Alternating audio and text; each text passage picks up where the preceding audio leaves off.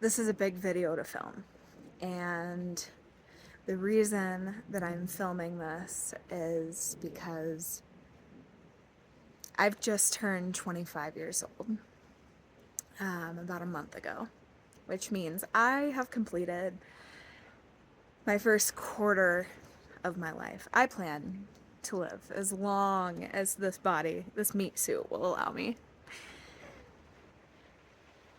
And there's been a lot that's happened in the past year. I've posted about it here and there, kind of vague, but I'm pretty deep and emotional, and that barely scratches the surface of what I've gone through, what has happened for me, what has transpired over the past year. You see, a year ago, Christopher and I, my husband, we were gonna flee the country. Like, we're staying in a hotel, didn't want to deal with the bullshit that is currently going on here, and wanted to just leave. We didn't end up doing that. Instead, we looked around for rental houses and ended up finding the most beautiful rental house. They call it the Ice House. It was built in the late 1800s. Tiny little house on Elk Creek. It's below the Bucksnort Saloon, which is a historic bar that people pass by our house constantly. It's right in between a canyon. Here, look around. I'll show you.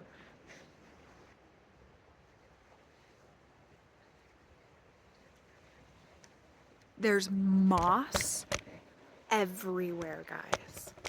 The plants are so abundant.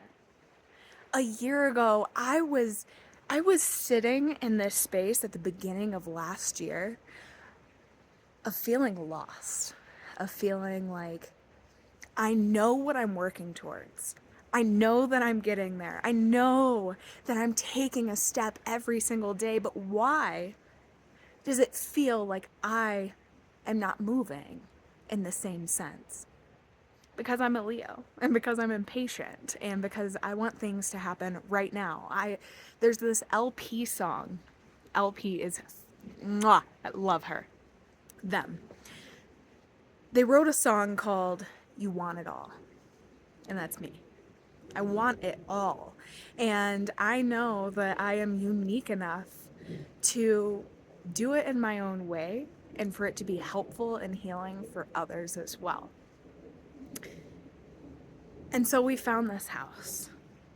We moved in. We didn't have anything. We were scrambling together to try to find work. We were driving an hour and a half to Castle Rock one way to do work. And within this, around October, I found out that I was pregnant. And we were so excited. I've always known that I'm gonna be a mom. I am the oldest of my siblings. I am that mother figure and also a little bit like crazy aunt. So I think I'm gonna be like crazy aunt, cool mom. We'll see. But that's where I was. And where I had had so much support, where I had had a job that I absolutely loved, working with spices and teas and interacting with the public every day and teaching every day and getting so much satisfaction from that. And then also taking a leap into the unknown, taking that leap into moving an hour away from the tea shop into this most beautiful, abundant place that we could have possibly been. I had to take the leap. And I felt conflicting about it because I knew that where I was comfortable and it was safe and it was something that I had grown to love and look forward to every day.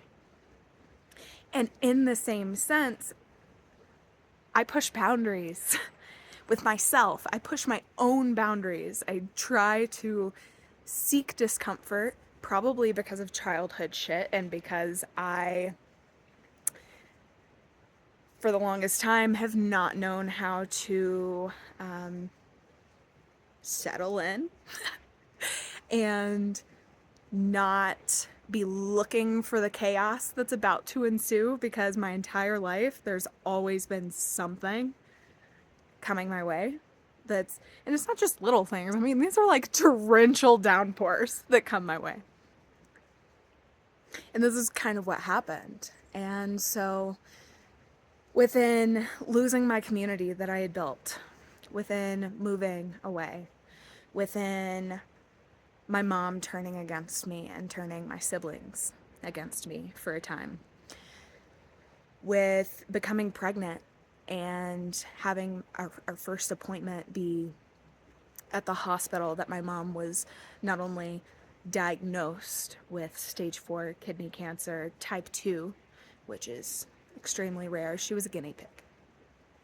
And I knew that from the get-go and tried to give her tools along the way.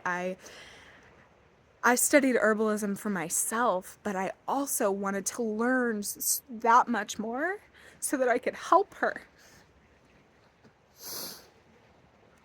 And she didn't want my help. And she took it as me wanting to get attention, when in reality my intentions were to just help her. So there was that. And then it's winter time in the ice house. And while this place is so beautiful and so stunning, and I love it, the winter time, our first winter here, challenging. Our sewage, because we live over a river, like literally the river is flowing under our house, we have to have a sewage system. And our black tank, because it's not insulated on the bottom, it's right over top of a frozen river, froze like half of our tank. So every time we call them out to pump it, which is not cheap, by the way, it's like $600 to get your shit literally sucked away. So anyways, that happened all the time, and just moving in and the finances and just like trying to get up off the ground, trying to get out of the hole was challenging. And then springtime rolls around and I'm going, whoo, I'm ready for spring. I am ready for some warmth. I'm ready to see some green. I'm ready to start playing in my herbs again. And February hits. I didn't even know that my mom was in the hospital until about a week before she died. That information was not shared with me. I didn't have the opportunity to go there. And whenever I found out that she was in the hospital, I went through a whole surge of emotions. And I haven't even talked about the miscarriage yet. I gotta get back to that. But for right now,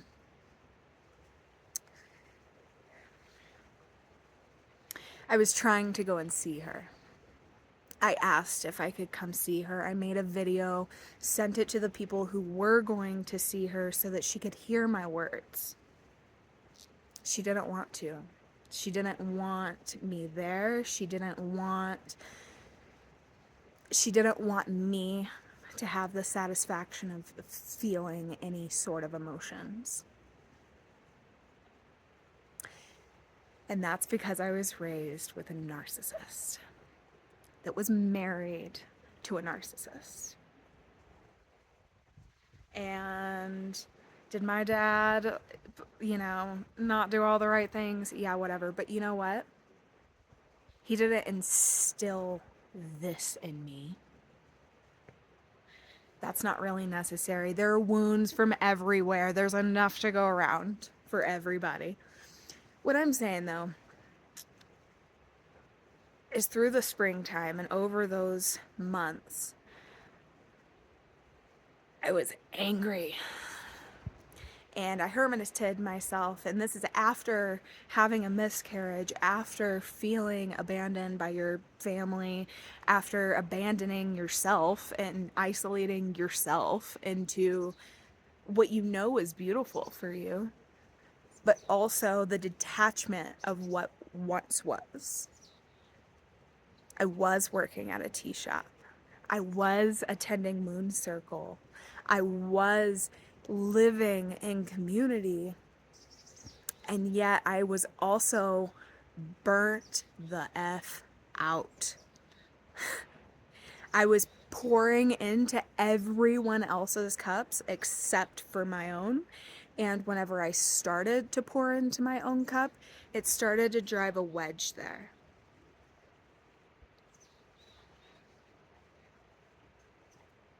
And I hate that. Because that's what I was scared of in the first place. But I'm brave and I'm courageous and I open my heart up to people because I know that time is a crazy concept, let's be honest. But in this realm, time is something that we try to make sense, but it just doesn't. Okay? So, over the past year, just to recap,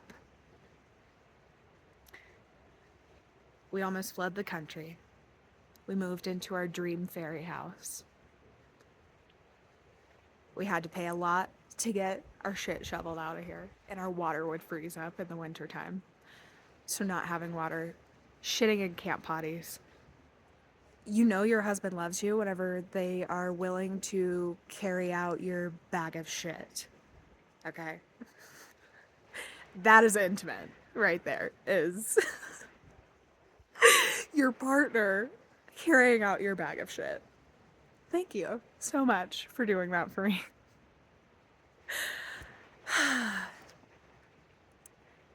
Yeah. Going through a miscarriage, I also want to talk about that. So, being a person that has gone through weight loss surgery, I had a gastric sleeve 2 years ago and have lost over 100 pounds. I look entirely different, but I'm still me. You know what I mean? And so going into pregnancy, I was already concerned about my vitamin intake, my food intake, my water intake, and like, how am I able to go through a pregnancy whenever I can barely get all of these things in on my own for just my body, not like building another body on top of that. And while we were working in Castle Rock, I wouldn't lift any heavy things, and I kept busy, and it was really wild how everything happened because I I started feeling like things weren't right, like my boobs weren't sore anymore, and I was getting wild mood swings, and I would have this pain from like my uterus to my butt, which was so weird because the only thing that I could find about that was toward the end of your pregnancy, whenever those ligaments are, doing their thing to try to create a tunnel for the baby. And so I had this weird feeling. I made an appointment, went and, checked it out. Hold on, let me back up. The first appointment that we went to, I go in, I was confused because they had me pee in a cup, but they didn't do a pregnancy test on it. They just took my word for it, and tested for any type of like STDs or whatever, I guess. And then we went in for the transvaginal ultrasound, and I saw these colors light up on the screen, and immediately my heart sank because they weren't telling me what that meant. But I could see that there was a lot of blood flow going on, and that it wasn't necessarily in the place that it should have been. And so I go into the waiting room, and we're waiting for the doctor to meet with us and explain, what it all looks like. And I'm sobbing. I can't, uncontrollably. I know what's going on. And she comes in and she goes, it may not be what you think it is. It's good that there's this much blood flow in there. That means that the baby's getting all of this blood flow. That's all good news. And so then Christopher was kind of like, because I had talked to him about, why didn't they test me to see if I'm pregnant? Like, I've made a pregnancy appointment and they're just going to take my word for it. I thought that they would do a pregnancy test. And so he asks her about it. And they do that and talk about HCG levels, but didn't call me back in for a follow-up. I've seen where they check your HCG levels, which is the hormone pregnancy that's supposed to double. But they didn't call me back in to compare anything. So here I am. It's been a month after this. I've got an appointment that's scheduled with a different doctor. I went with a holistic doctor this time because that is the route that I want to take with my pregnancy, is with herbs and the best that I can do naturally, because women have done it forever. I'm thinking, why would I not be able to? Like, I don't want the trauma that people have from being in a hospital, from not having any control over their situation. I don't want that. I want to be having a baby in this river or at least from the water from this river right here at my house. I do not want to be in a hospital. So I changed doctors, went in for an ultrasound, and there's a picture that Christopher took where I'm sitting there and I'm smiling. I have my hands on my belly. And like 10 seconds later, she tells us that there's nothing there. Which means that whenever I had gone in for the ultrasound the first time and had bleeding afterwards, and they told me that bleeding was normal because you had just been, all up in there. I saw all of the tissue and took a bath, and it was traumatic to take a bath and see the tissue, the growth that was inside of you, that was just there, alive, growing, and to just not be there anymore, that you can hold it in your hands. And yet it also just slips right away.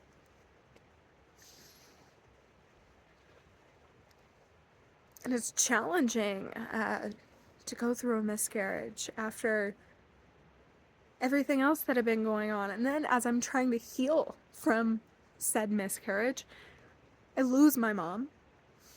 I didn't have my mom to talk about my miscarriage or anything to do with my pregnancy with. I just continuously, although I knew I had the support of Christopher, and he was and has been my rock, my safe place, my nurturer, the person that holds me while I cry. Other than him, I felt very alone. And because he's not a woman, I felt that try as he might, that he couldn't understand what I was going through. Because it was on a physical level and an emotional level. And I put this pressure on myself because I wanted to get pregnant again so bad. And so we kept trying, even though in my brain I'm going, I'm not mentally prepared for this right now. Sex is not something I'm excited about right now. And yet, I also wanted the baby, so I wanted to try. And then every single month, it felt like right after my ovulation that I'd start feeling pregnant. I'd start getting all the same symptoms back, which were not the same as whenever I got my period for the rest of my life. I got sore boobs, I'd get nausea, I'd feel bloaty, I'd feel fatigued, just to be devastated whenever my cycle comes. Just to be reintroduced to that bath where I was holding an embryo in my hand.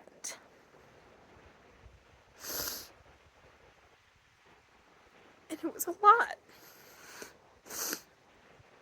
And it's still something that I am processing. Every time that I think that I've processed through my mom or my miscarriage or anything, it just, like, those are layers that we heal. And then we find out that there are layers there that we couldn't see before. And it's so wild that 1 in 3 women experience miscarriage. Why is that? I feel like historically, that couldn't have been the case. In my mind, it's the foods that we're eating, it's the birth control that we've been on since we were teenagers, it is the chemical imbalance that our body has had to survive with. And that in itself makes me angry that we weren't given the whole truth about these things. I also am ready for a new cycle to start, guys.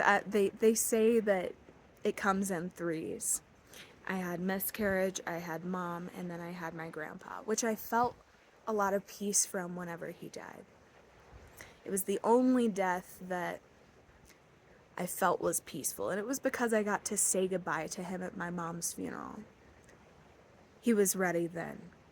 He told me that he was ready. I got closure from that situation. He was old, he had lived his life, he was ready to move on, he was ready to be with my mom. Which in hindsight he wasn't, because I had a medium reading, and, well, reincarnation is a little tricky. Yeah.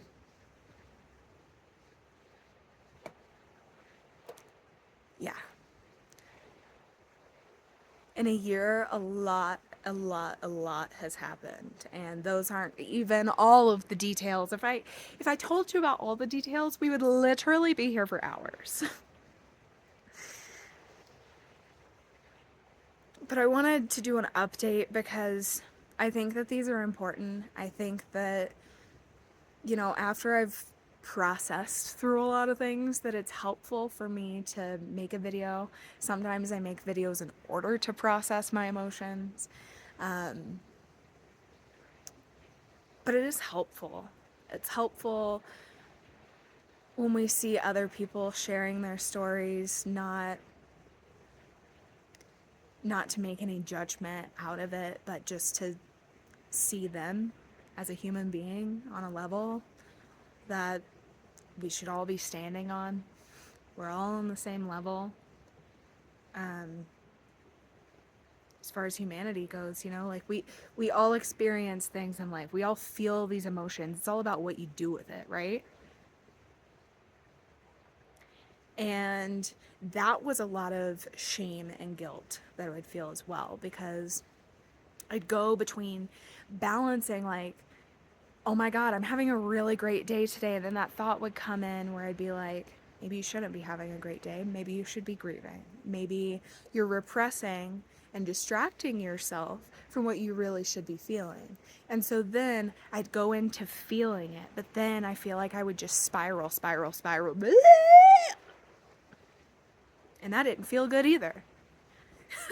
So then I'd remind myself, okay, but you also have to remind yourself that there is play and joy, and like get in touch with your inner child and go play in the river and go pick flowers and just do something that makes you smile. And it started there. It started with little things that I could get myself to go do.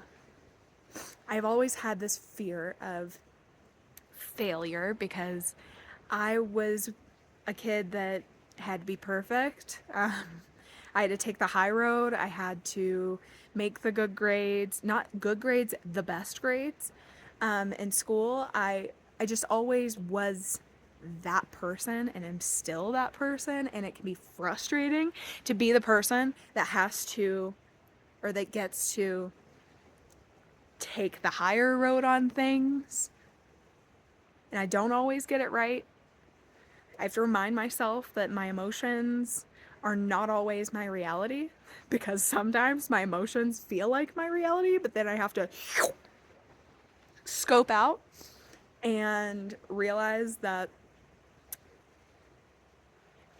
my emotions are just my emotions, and my emotions are caused from my experiences in my lifetime, and that experience, although it may be some sort of reflection of that in the moment, is not the same. And so I can't treat it that way. I have to be present in that moment, not living in the past, not living in the future, just right here, right now. Oh. And so then I got into this inner child mode and was in play and just like, I'm just a cockney floor, I'm just a cockney floor. Which are the shoes that I just got. That it was an inside joke that I just put in this video. I needed new shoes, got said new shoes, and the pattern is like flowers and roosters. So Christopher and I have named said shoe Coq de Fleur. There you go. Now you know. Yeah, so all of this to say, guys, this year has been a roller coaster. And I'm ready for things to start looking better in my personal life. I mean, I know the world is gonna like do whatever it's gonna do, and we may be in war at any given moment. Nobody knows. I hope that that's not the case. Let's hope. And with that being said, I'm just ready for my personal life to start, still want the adventure, but I want it to be happy adventure, not like crazy existential crisis adventure. You know what I mean? And so, the first 25 years of my life, hopefully were the worst ones. Because I don't want to continue any kind of pattern that happened in that first cycle, other than me growing and evolving. That is the one constant, which is so funny. Oh, my one constant is growing and evolving. That is funny. Anyways, this is my update for you guys. Have a great day.